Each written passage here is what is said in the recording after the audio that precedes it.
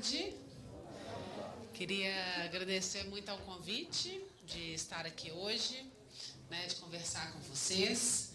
Bom, o tema que me foi solicitado para apresentar aqui foi a política de segurança alimentar do município de Belo Horizonte. A gente está com um tempo muito curtinho, então infelizmente eu vou ter que falar bem rapidinho, mas o painel seria às 16h15, são quase 6 horas, então a gente vai ter que reduzir um pouquinho, mas vou deixar a apresentação disponível, também os meus contatos, estou à disposição, caso queiram fazer uma nova roda de conversa, eu estou à disposição, então queria muito agradecer o convite para compartilhar a nossa experiência aqui hoje com vocês, então vamos lá. Na Prefeitura de Belo Horizonte, a gente tem uma secretaria, que é a Secretaria Municipal de Assistência Social, Segurança Alimentar e Cidadania. Então, é uma secretaria que coordena 3 áreas, 3 pastas, 3 políticas diferentes.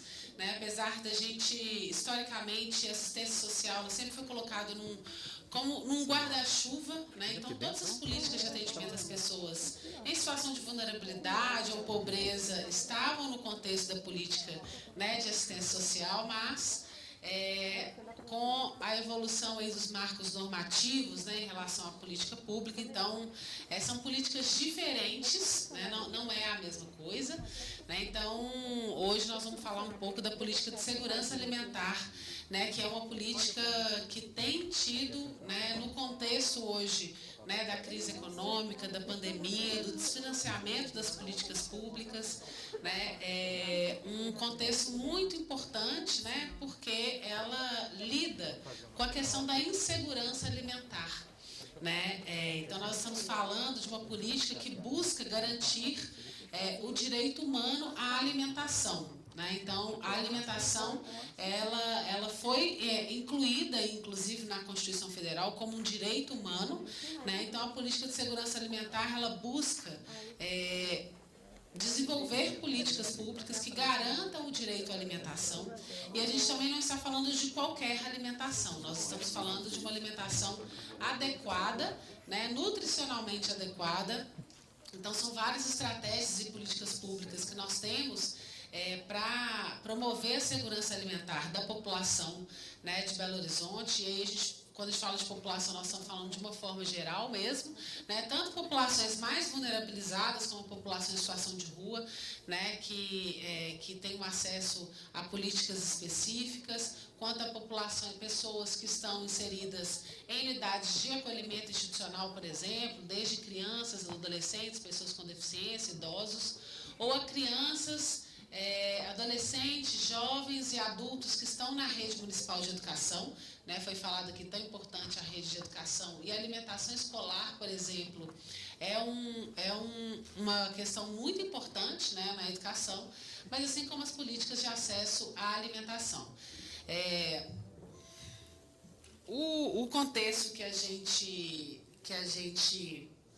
vive, discute, e o que a gente está falando, e as políticas que a gente tem hoje, fomentado, criado e elaborado, elas têm a ver tanto com o acesso ao alimento, mas se preocupa também como uma forma de como esse alimento é produzido.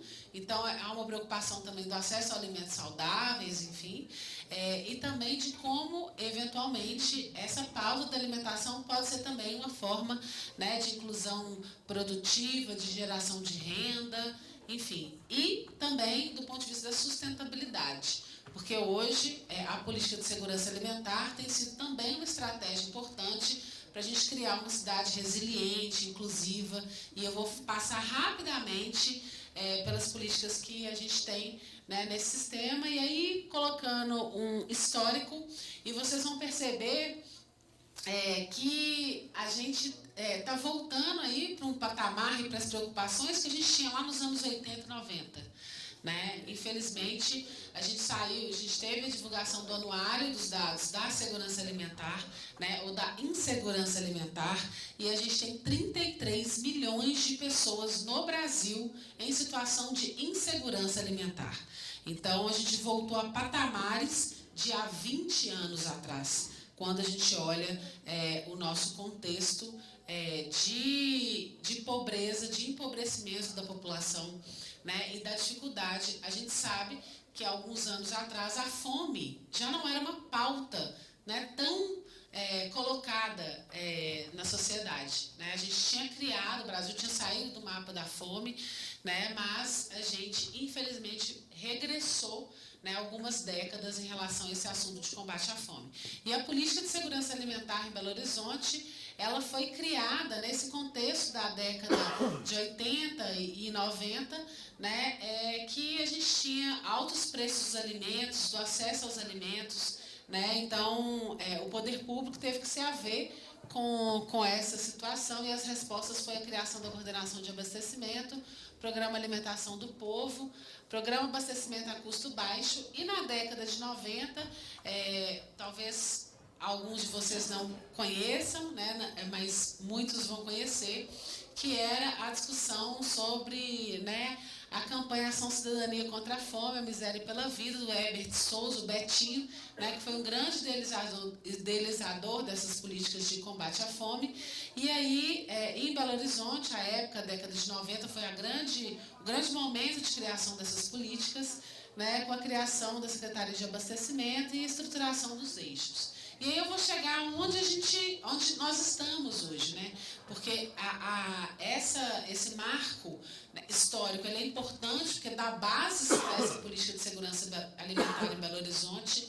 E Belo Horizonte foi, de fato, inspirou a política nacional, né? Então, eu vou chegar onde nós estamos hoje, mas passando aqui por um pouco de como que é esse modelo de gestão, né, da política pública, que passa por uma gestão intersetorial dentro das áreas de governo. A Ângela estava aqui, né, é uma das áreas. A política de educação ela é fundamental, tanto para a gente alcançar a questão do acesso, né, para que os estudantes da rede municipal, por exemplo, acessem a política, né, acessem alimentos de qualidade, mas também para que a gente tenha uma lógica de educação alimentar, né, tanto dos profissionais que atuam na educação, também dos estudantes, e para que a gente faça escolhas alimentares melhores, porque a gente vive hoje com um aumento expressivo do acesso aos alimentos ultraprocessados, né? Então, a balança da segurança alimentar ou da insegurança alimentar, ela é avaliada tanto por um lado pela situação de desnutrição, por exemplo, ou por outro lado, situações de sobrepeso quando está relacionado aí ao consumo de alimentos, né? Então, essa é uma questão importante. O plano de segurança alimentar, né, que é uma perspectiva que é construída ali no ambiente de controle social. A gente tem o Conselho Municipal de Segurança Alimentar, o Conselho de Alimentação Escolar, e outros conselhos que fazem esse processo de controle social e também de elaboração dos instrumentos de gestão de planejamento, e as conferências, que são espaços, né, de debate da política pública. Então, esses são os eixos de gestão da política. E aí as áreas de atuação, que eu vou passar rapidamente mostrando aqui para vocês, né, que tem a questão da agroecologia, agricultura urbana e agricultura familiar, né? Então, em Belo Horizonte, desde 2017, a gente vem tentando impulsionar muito fortemente essa política de agricultura urbana, né, considerando aí as bases da agroecologia, para que a gente tenha produção de alimentos, inclusive na cidade de Belo Horizonte.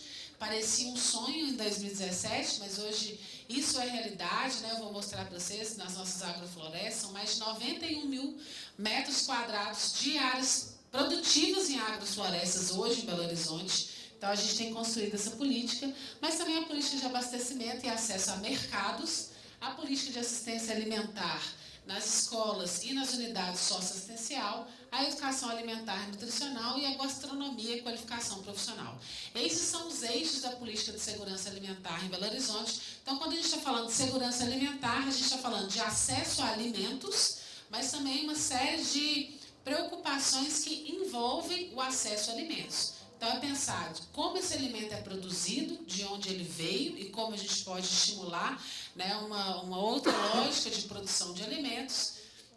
E também como que a política de segurança alimentar e a nossa cultura alimentar, né, ainda mais em Minas Gerais, a gente está falando da gastronomia, que é um patrimônio nosso, né, e como que a cultura alimentar também fomenta outras relações, outras estratégias. A assistência alimentar, ela acontece tanto na alimentação nas escolas, quanto nas unidades da assistência social. Então, desde o planejamento dos cardápios, compra, distribuição, logística, produção desses alimentos. Então, para vocês terem uma ideia, assim, é uma estratégia importante, né, muito importante hoje, de acesso a alimentos.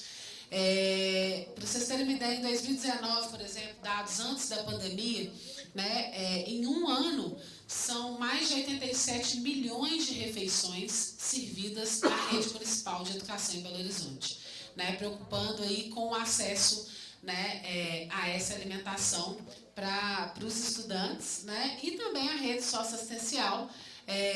Foram mais de 6 milhões de refeições aí nas unidades, né, os abrigos, albergues, unidades de acolhimento para idosos, enfim. Então, o acesso à alimentação também na rede própria da Prefeitura de Belo Horizonte. E também como que a alimentação escolar, por exemplo, pode ser indutora do processo de produção de alimentos e geração de renda. Porque hoje, por exemplo, a gente compra alimentos para a rede de educação dos pequenos agricultores, de agricultores familiares, agricultores urbanos de Belo Horizonte, ou da região metropolitana. Então, por exemplo, a gente faz rodas de conversa entre os diretores de escola, que compram diretamente folhosas, por exemplo, porque todos os outros insumos são oferecidos pela segurança alimentar, com os pequenos agricultores que estão produzindo alimentos no entorno da escola, né? E os agricultores da região metropolitana e do estado de Minas Gerais como fornecedores de alimentos que as nossas crianças e adolescentes consomem. Os restaurantes populares, que são equipamentos públicos mais conhecidos, né? Mas a nossa estratégia tem sido, desde 2017, de qualificar a oferta dos alimentos que são oferecidos em restaurantes populares. Tinha um contexto, né, de alimentos ultraprocessados, né, salsicha ser servida como carne, né, a falta do ovo, né, como um alimento nessas unidades. Então, uma indução de melhorar a qualidade desses alimentos e ampliar a oferta. Então, por exemplo, o restaurante da área hospitalar que servia almoço, hoje já tem aí o café da manhã, e a gente ampliando as ofertas, né, desse acesso nas unidades. Né? Então, a gente atende, num ano, né, a gente tem mais ou menos 2 milhões de refeições servidas, quase 500 mil refeições são de atendimento gratuito à população em situação de rua.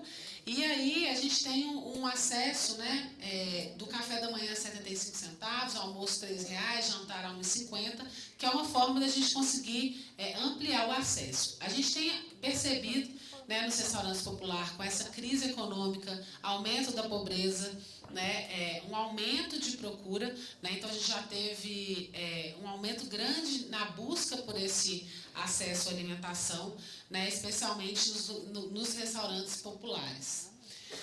O banco de alimentos, que é uma estratégia importante, que pode contar muito com a parceria privada, né, porque o banco de alimentos ele recebe a doação de alimentos, né, a gente tenta, inclusive, criar uma estratégia de redução de desperdício de alimentos, né, então, dialogando com supermercados, padarias, para que os alimentos não sejam desperdiçados, né, então a gente faz a coleta dos alimentos nesses estabelecimentos, a gente leva para o restaurante popular, a equipe faz a separação e higienização dos alimentos e a gente consegue fazer a doação desses alimentos.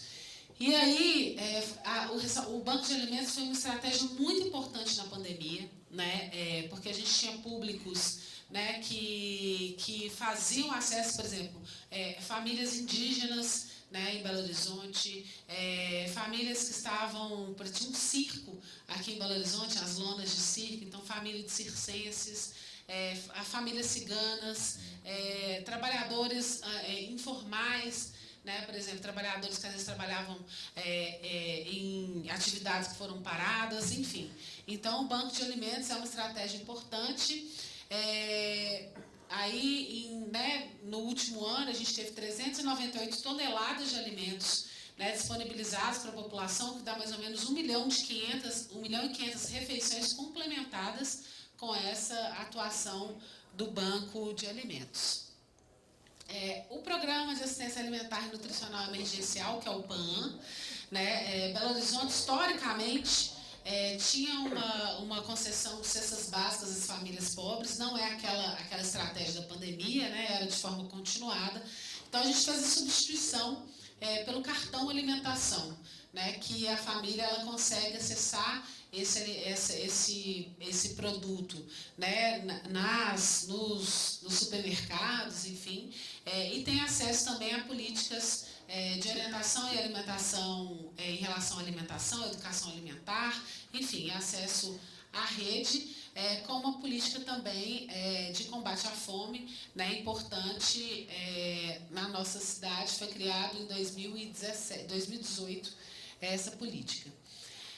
Durante a pandemia, a gente teve um contexto, né, gente? Vocês viram aí como foi, né, difícil, como tem sido ainda difícil, né? Então, as aulas foram suspensas aí em março, né, no dia 18 de março de 2020, e naquele contexto a gente precisava de ter uma estratégia rápida para atender as famílias, né, os estudantes, porque, como a gente viu lá, a gente está falando de quase 90 milhões de refeições servidas na rede, então tem um impacto importante na vida dessas famílias. E a estratégia desenvolvida foi a estratégia da distribuição de cestas básicas para estudantes da rede municipal de educação, mas também para famílias em situação de vulnerabilidade. Belo Horizonte teve o maior programa emergencial de acesso a alimentos do Brasil em relação à sua amplitude de acesso. Né, foram mais de 200 mil famílias por mês que acessavam, né, essa política, tanto de substituição à alimentação escolar, quanto de atendimento a famílias em situação de pobreza. Foram mais de 19 públicos de cadastros oficiais, né, então ambulantes, catadores de materiais recicláveis, enfim, mulheres vítimas de violência, situação de violência com medida protetiva expedida pelo Tribunal de Justiça. Então, foi um grupo muito diverso, né, os cadastros do SUS também em vilas e favelas, assim como o cadastro único dos programas sociais do governo federal. Então, foi um programa importante, né, foram quase 5 milhões e 500 mil cestas básicas que estavam espalhadas em lojas na cidade. Então, a gente fez o georreferenciamento dessa família, né, do endereço dela de moradia ou do estudante para as lojas, para que a gente teve aí quase 90% de famílias a menos de 2 quilômetros de distância do lugar onde eram acessadas as cestas básicas. A gente, né, inclusive, Belo Horizonte recebeu um reconhecimento de um concurso do INAP, né, junto com o PIX. Então, né, essa lógica de distribuição ela foi muito importante. Depois, o Auxílio Belo Horizonte, né, que contou aí com o apoio da Câmara, inclusive, em relação aos recursos, para que a gente tivesse um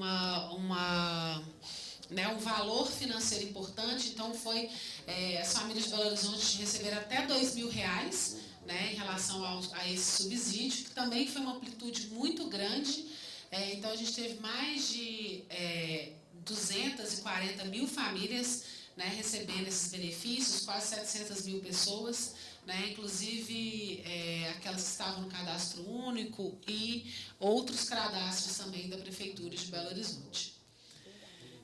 A agricultura urbana e agroecológica, que é essa estratégia, né, que é bem recente, é uma estratégia inovadora e que a gente tem buscado, né, conciliar tanto na preservação, né, e criar um meio ambiente mais sustentável, mas também criando espaços para que famílias produzam e consumam esses alimentos, mas também seja uma estratégia de acesso à renda, né? Então, a gente tem as unidades produtivas da agricultura urbana, isso aqui é em Belo Horizonte, é uma unidade produtiva que a gente tem, né, que são as hortas e agroflorestas, né, tem unidades produtivas. A gente tem 45 unidades hoje com 9 agroflorestas, né, que foram criadas de 2017 para cá. 105 unidades produtivas nas nossas unidades, né, seja escola, centro de saúde, centro de referência da assistência social. Então, essa é uma estratégia, uma política muito importante, né, porque toda a produção desses alimentos é feita com técnicas agroecológicas, né? Então a gente está tentando, né, estamos já produzindo alimentos com muita qualidade na cidade de Belo Horizonte. Quem planta e para quem? A gente tem, nas unidades produtivas, a gente tem alguns tipos de unidade, né? Então, por exemplo, nessas 45 unidades produtivas, que são coletivas comunitárias, a gente identifica áreas ou da própria comunidade, associação de bairro, associações que estão espalhadas na cidade, ou áreas públicas, né, em que a prefeitura disponibiliza essa área para que a comunidade do entorno faça. A gente teve um processo de chamamento público, né, assim, olha, gente, quem quiser criar, junto conosco, comunidade produtiva, por exemplo. Então, essas unidades estão espalhadas na cidade, né, essas unidades comunitárias, então são da comunidade, e aí a gente faz um processo de formação desses agricultores, e também a gente faz assistência técnica e a oferta dos insumos. Então, para você criar uma unidade produtiva, para ela começar a produzir e ela se manter, é um processo de formação e de cuidado coletivo ali, né? Então, essas famílias que plantam, elas podem consumir esses alimentos, né, nessas unidades produtivas, como a comunidade, e também fazer a venda desses produtos. E eu vou mostrar para vocês também que a gente está fazendo uma formação em agroecologia. A gente já formou mais de 500 pessoas na cidade, com o beabá. Assim, a gente chama de trilhas de formação, porque pode se formar em agroecologia, e tem as várias outras trilhas relacionadas à gastronomia, à produção de alimentos, enfim. E nas 105 unidades produtivas institucionais, que são unidades da prefeitura e equipamentos da prefeitura. Então, por exemplo, a gente tinha o CEVAIS, que é da Fundação de Parques, que eram unidades que estavam sem uso. Então, a gente vai lá, né, constrói com a comunidade em torno esse processo e cria aí os canteiros e vai começando a produzir essas unidades na cidade. Então, aquele ali é um exemplo, se não me engano, aquele ali é na Vila Pinho, não é, Fábio? Cevai Coqueiro. É uma unidade pública da prefeitura, né? Aquele exemplo ali. Então, aí é o mapa, né, das nossas unidades produtivas, onde elas estão espalhadas, né? Os espaços que a gente tem mais unidades produtivas é Barreiro, Noroeste e Norte, né? Então, essa é a distribuição dessas unidades em Belo Horizonte. E aí a gente tem o programa Territórios Sustentáveis, que é uma estratégia que é recente também, em que a gente faz um mapeamento de áreas de vulnerabilidade. Então, por exemplo, a gente tem unidades na ocupação do Isidória, por exemplo, dentre outras, e a gente tem uma série de ações concentradas nesse processo de produção de alimentos, educação alimentar, e também uma formação conjunta com a política de saúde em relação ao acesso a alimentos, ao cuidado de saúde, enfim. Mas, especialmente, no processo de mobilização comunitária para a produção de alimentos e, em alguns casos, também para preservação de nascentes, né? Então, nascentes de água na cidade, em que a gente consegue criar agroflorestas no entorno, né, com unidades produtivas de alimentos, e, com isso, a gente consegue conciliar aí a mobilização comunitária, a produção de alimentos e também a preservação, né, do meio ambiente. É uma estratégia, né, importante, em que a gente consegue fomentar a agricultura dentro da cidade, né? Parecia muito distante, mas hoje é realidade. E essa estratégia é o sistema participativo de garantia, que é para que a gente consiga fazer com várias instituições, universidade, instituições do Estado, instituições federais e do município também, e da sociedade civil para a gente fazer a certificação do produto orgânico. Porque para que um produto seja considerado orgânico, ele precisa ser certificado para ir para o mercado. Quando vocês vão, né, quando alguém vai lá no Verde Mar, por exemplo, não sei se eu podia falar, né, nome do supermercado, mas vai lá no supermercado, por exemplo, aí está lá, produto orgânico, qualificado, com selo, certificado. Isso significa que esse produto passou por uma certificação. Né? Então, o que a gente está tentando fazer aqui é reunir os nossos agricultores de Belo Horizonte, região metropolitana e outras, né, estratégias do Estado, e com cooperativas também, para que a gente consiga certificar esse produto do pequeno agricultor, para que ele consiga aumentar a sua produção, o seu escoamento também de produção. Acesso a mercados. A gente construiu recentemente a Central de Abastecimento da Agricultura Familiar e Urbana. Isso é muito legal, porque é um espaço em que os pequenos agricultores e produtores e cooperativas de Belo Horizonte, região metropolitana e outros lugares do estado de Minas Gerais, como Jequitinhonha, norte de Minas, enfim, que eles tragam os seus produtos e eles vão ter um lugar onde eles possam armazenar, organizar, né, triar e distribuir os seus alimentos, né, os alimentos produzidos por eles para os compradores. Né? Então, essa é uma estratégia importante, porque a gente dá um apoio, né, e a organização deles, do espaço, inclusive, é feito pelas cooperativas. Né? Então, a gente incentiva e dá uma referência para que esses produtores consigam se organizar. O programa Abastecer, que acredito que muitos de vocês já viram, o Sacolão ABC, né? Foi uma criação lá da década de 90 da Prefeitura de Belo Horizonte. Deu tão certo a marca ABC na cidade, que os sacolões privados começaram a colocar para o Sacolão ABC. Né? Então, assim, foi uma estratégia que deu certo. E no caso dos ABCs que são públicos, a gente faz uma coisa que é a regulação do preço de mercado. Né? Então, a gente faz a concessão para que esse empresário, né, essa pessoa, faça exploração econômica daquela unidade, de uma área pública, enfim, mas ele tem uma contrapartida de manter aí 16 itens, pelo menos, a R$ 1,49. Né? Então, a gente faz, como se diz, uma regulação, né, do mercado em relação ao preço desses alimentos. Né? E esse investidor, ele consegue fazer a exploração econômica ali daquele espaço, mas ele tem essa contrapartida aí dos acessos.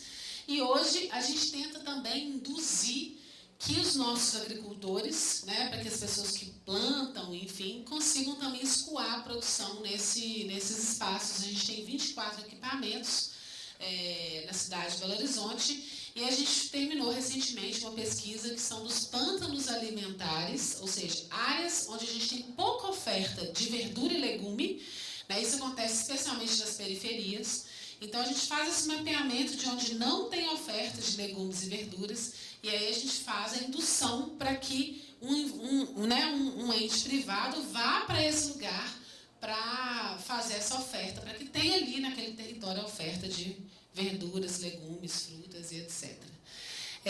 As feiras e os mercados, a gente fez a concessão dos mercados, né, recentemente, né, Mercado de Santa Teresa, Mercado do Cruzeiro, a Feira Coberta do Padre Eustáquio e a Feira do Bairro São Paulo, com algumas regras em relação à necessidade de reforma, mas de funcionamento típico de mercado. Né? Então, a gente quer que os mercados sejam espaços cada vez, né, mais frequentados pela cidade, né, pelas pessoas de Belo Horizonte, e que cada mercado desse vai ter o que a gente chama de armazém do campo, né, um espaço que tenha produtos da agricultura familiar, da agricultura urbana, da produção agroecológica, né, e orgânica. E as feiras, que a gente tem, né, muitos pontos na cidade. A gente tem o Direto da Roça, por exemplo, que foi esse programa criado lá na década de 90, que a gente manteve e ampliou. E algumas outras, a feira orgânica, as feiras livres, que tem acesso, várias ruas às vezes são fechadas, né? Não sei se vocês já viram essas feiras por aí na cidade. E a gente criou agora recentemente, este ano, a Feira da Agricultura Urbana. Então, ou seja, são feiras que já estão acontecendo, que é só de alimentos produzidos em Belo Horizonte. A gente, inclusive, tem uma ali na Rua Goiás, atrás da prefeitura, né, que é um fluxo ali grande de gente que circula naquela região. Por último, aí, a qualificação profissional, educação alimentar e nutricional. A gente tem um centro de referência em segurança alimentar e nutricional, que funciona ali no Mercado Alagoinha. Então, a gente tanto faz uma estratégia de educação alimentar e nutricional junto com a educação, né, que é a formação de professoras, professores e outros profissionais da educação, mas também dos estudantes. Então, a gente tem um mercadinho lá, né, e a gente tem a educação em relação à leitura de rótulos, escolhas alimentares, né, o que escolher, né, ali no momento de compra, enfim. Então, a gente tem o Esquadrão da Alimentação, que é um grupo de teatro que também faz a estratégia. Foram 17 mil pessoas que já participaram dessas oficinas, inclusive da educação. E a estratégia de qualificação profissional, que é o programa Valorizar a Gastronomia articulada à agroecologia, que são as trilhas que a gente faz de formação. A pessoa pode fazer todas as trilhas, inclusive tem a questão da panificação, confeitaria, cozinha mineira, né? Então, essa formação em gastronomia, inclusive várias universidades são parceiras nessa formação, mas também a formação em relação ao processo de produção de alimentos. Né? Como que uma pessoa pode começar a cultivar em casa, né? No seu quintal, na parede, no muro, com uma produção vertical, por exemplo, ou na sua comunidade, enfim, dando escala, né, para esse processo de formação para o cultivo de alimentos também. Então, a gente teve quase 600 pessoas que passaram por essa formação em Belo Horizonte. Gente, é isso, eu passei muito rapidinho, né, falando bastante, muito rápido, mas tem aqui nossos e-mails também e estou à disposição. Não sei se a gente vai ter tempo para perguntas, acho que tinha uma questão do tempo, mas é isso, eu agradeço a oportunidade de falar com vocês.